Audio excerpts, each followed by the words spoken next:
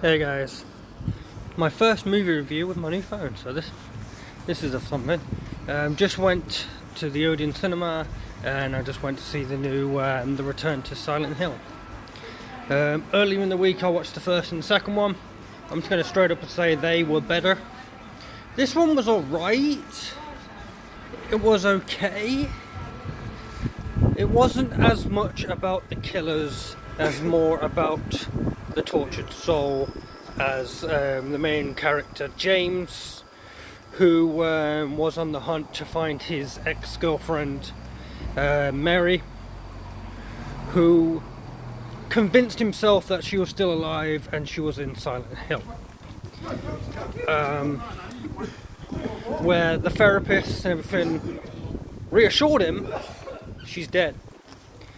But for a long time, was she dead? Was she not dead? Was she a trapped soul? Yes, she was a sort of a trapped soul, yes. But was her normal presence dead? Yes. Do we find out how? Yes. I'm not going to tell you how, because that actually is a interesting part. What happened with that. But yes, Mary had a strong connection to Silent Hill. Her father was worshipped like a god, and he actually poisoned Mary all her life because he was a sick, twisted bastard. They do see a lot of past memories, past snapshots of how he met her, their relationship, and stuff that happened. And it even does go later on how it affected them going forward and stuff like that. But yeah, when he entered Silent Hill, and all the creatures were coming out, and there were a couple of deaths, not many, but there was one that did stand out to me, which was like, oh damn. There was a point where James got possessed, and you could tell it wasn't him. You could tell it wasn't all him. He got an assist by this other girl to help him try and find Mary. And you know, she stuck by him until he went a bit crazy, and he says, Mary's alive to me, but you're just in my way. And then when he put his hands on his head, as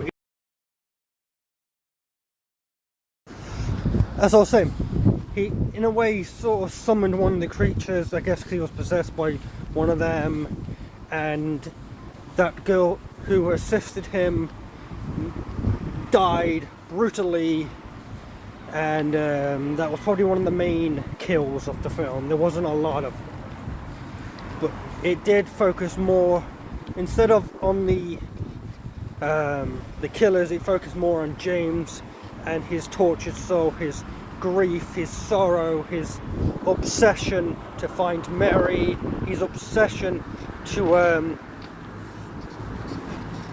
be with her again.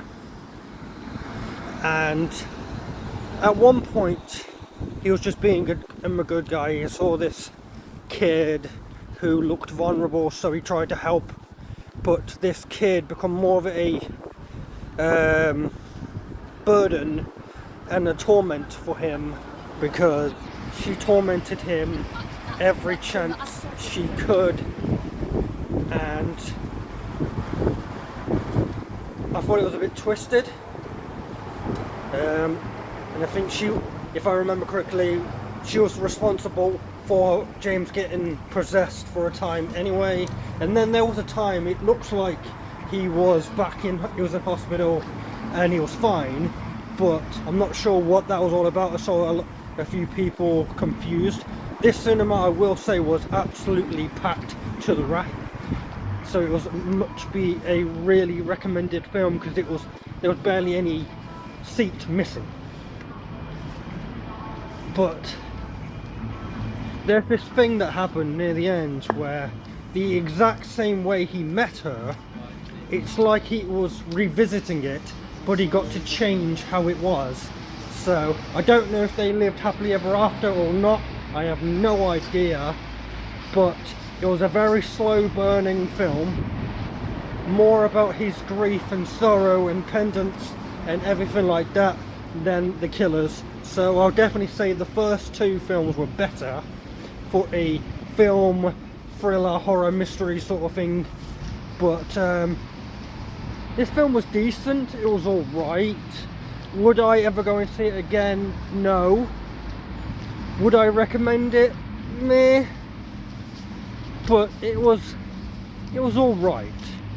I'll probably give it maybe a 4 out of 10. It was alright. Like I said, the kill thing with the girl was brutal, so that was an interesting scene.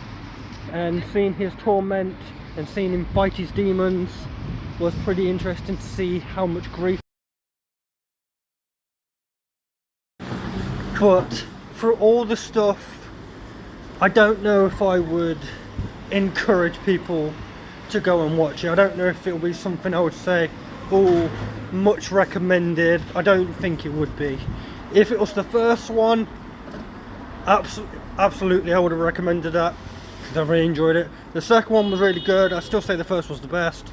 This one was alright, but I just don't think I would go out of my way to see it again. The grief story was good, and how much detail they went into that, so that was good. And his obsession to find Mary, going through every way he can to find her, and then able to do all that again, all that stuff. But I don't know, I don't think I would go out of my way to recommend it. So I think I gave it like a 4 out of 10.